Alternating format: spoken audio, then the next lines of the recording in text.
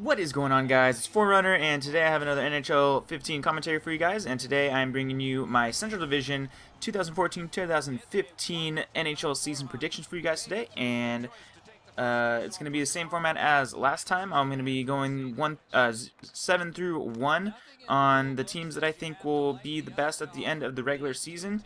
Not the playoffs, but at the regular season, what teams will be in what spots. So, starting with the 7th team, I believe the Winnipeg Jets will take the last spot. I mean, I don't think this is a big surprise for anyone. They are in a huge rebuilding stage. They really didn't do anything in the offseason. All they added was Perreault from the Ducks. They have some decent offensive power with Vander Kane, Ladd, and Wheeler. And I just saw this on the internet, or on the NHL.com a couple days ago, and it looks like Bufflin is back on offense. I didn't know about this, and it looks like they list him as a right winger now, so I guess Bufflin is going to be offensive player again like he was when he was the Blackhawks this season, so that might help the Jets' offensive power this season. Their defense is alright. They just have Bogosian and Enstrom and a couple others. Nothing too fancy, and then they have Pavlik in net, which I really don't think is a solid #1 goaltender for them. They need some help in all categories. I think there's nothing really big about them. They're average in all categories. Can't compete with this strong division that they're in. So I feel bad for them because they're not going to do well this season. I'm pretty sure they're going to take last spot. So we're going to go on the sixth spot, and that is going to be the Nashville Predators. They added big additions on offense. They added James Neal and Mike Ribeiro to help their scoring problem because they have a great defense with Shea Weber, Seth Jones, Volchenkov, and Ellis, one of the best defensemen in the league with Weber, but their offense is a little lacking with just have Gostad, Olli Jokinen, Roy, Derek Roy, and Craig Smith and Wilson, so they wanted to add James Neal and Mike Ribeiro to that equation to help them score more. I don't think if it's going to be enough, though. They also have Rene, obviously, in net, very strong goalie. And like I said, they have really nice additions on offense, but I really don't think that will be enough to get them to the next level in the conference. So the next team I have in the spot is the Minnesota Wild. Now, originally I had them in front of the next team after this, but I don't know. I have a feeling that they're gonna drop off this season. I don't think they're gonna make the playoffs. And I'll tell you why in just a second after I go through what they did in the offseason, which they added Thomas Vanek, which is a huge pickup for them, and they added Sutter from the Penguins. They also still have strong offense with, obviously, Parise, Mika Koivu, Pominville, and Granlund. Pretty strong offensive core, and then Sutter, Ballard, Spurgeon, and Scandella on defense. Pretty strong defense as well, but here's where I made my decision to drop them down on the list is their goalies. Now, they have Backstrom, Harding, and Darcy Kempfer as their goalies. Backstrom gets hurt every season, and Harding has his medical condition with MS, and Kempfer was strong last season when they needed him to play, but then at the end, he kind of dropped off.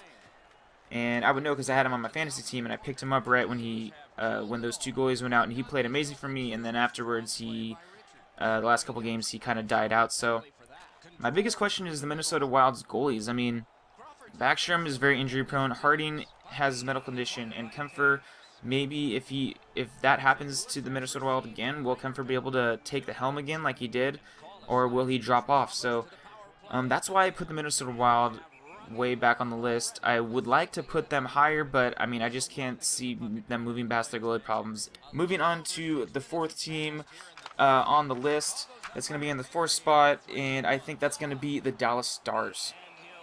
Now, the Dallas Stars added Jason Spezza. They won the Spezza sweepstakes, and they got Elish Hemsky also, and I think those are great pickups for the already offensive talented team. They have Jamie Benn, Tyler Seguin, Patrick Eves, Eric Cole, and Fiddler. Very strong offensive core now, in addition with Spezza and Hemsky. And they have a pretty good defensive core as well. Not great, but very, very good with Daly, Dylan, Goligoski, and Jordy Ben, Jamie Benn's brother, and also Sergei Gonchar. And Lettinen, great goalie, and they have a really strong backup in Lindback.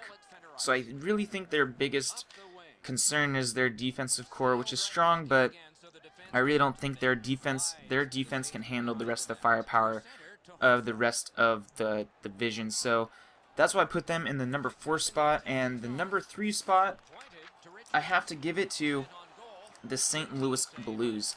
Now, the Blues are just, the past couple years have been crazy good. They also got a little better by adding Paul Stastny from the Avalanche, giving them some more center depth to their already powerhouse offensive team. They have TJ Oshie, Backus, Berglund, Steen, Peter Mueller, and Tarasenko. Very good team that can score a lot of goals. But what's special about this team is their defense. They have a crazy good defense with Jay Bouwmeester, Pietrangelo, probably one of the best, probably top 5 best defensemen in the league. And you also have Shattenkirk and Gunderson, Butler, Jackman, and Leopold. Very strong defensive depth right there. And they also have Elliott and Allen. And it's, again, a question with goalies. Can Elliott keep that spot? I mean, Jake Allen is a good backup goalie, but can Elliott hold on to, can he be consistent enough to take the Blues to the next level? Because, I mean, the Blues really don't know, because they had to add Ryan Miller last year at the end of the season for a playoff berth. They weren't really sure if Elliott can keep them going through the playoffs. So, I mean, even the organization doesn't know if Elliott is going to be the best choice. But like I said, who knows? Hopefully, maybe Elliott can pull off some magic this season. And if so, then maybe the Blues will be even higher on, maybe even take the 1st or 2nd spot. But I think regardless, they'll be at a solid 3 spot. And the 2nd spot, the 2nd best in the division, I think will go to the Chicago Blackhawks, which I think a lot of you expected me to put them at the top number 1 spot. But I think the number 1 team, after I name the Chicago Blackhawks, I go through their little biography, is going to be a lot better this season. And I mean, they added Brad Richards for center depth. Pretty good pickup, nothing too crazy. I mean, Brad Richards kind of dropped off and didn't do too much last season for the Rangers. But I mean, guys, the offensive team for this Blackhawks is ridiculous. Taves, Kane, Hossa, Shaw, Saad, Sharp, Versteeg, Bickle, and Kruger. I mean, this is a crazy powerhouse team offensively. Can score a lot of goals. Very exciting.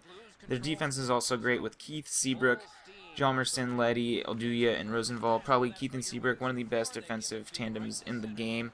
And then you also have Crawford, which has proven himself to be a solid goalie.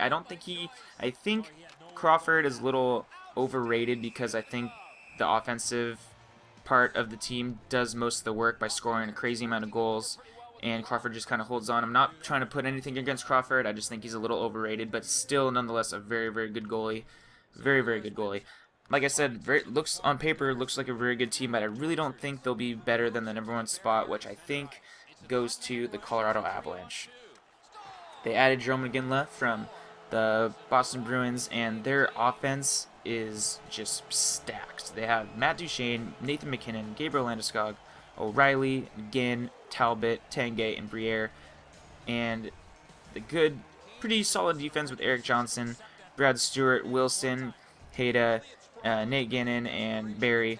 And then they have a really good goalie in Varlamov. And the reason why I'm putting Colorado on the top spot is I believe in Duchene, McKinnon, and Landeskog, and O'Reilly.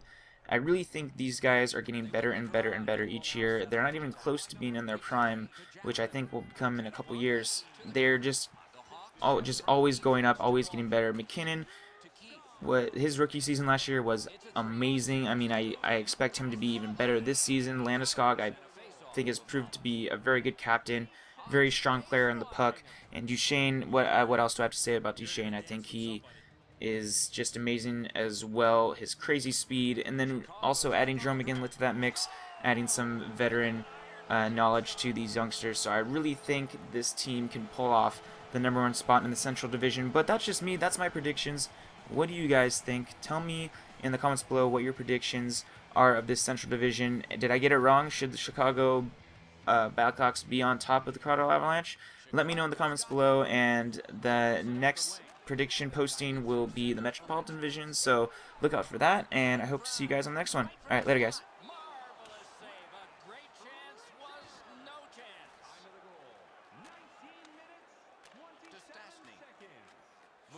into the shadow of the boards. The Blackhawks will start from their own end. To Tarasenko. Heads along the boards.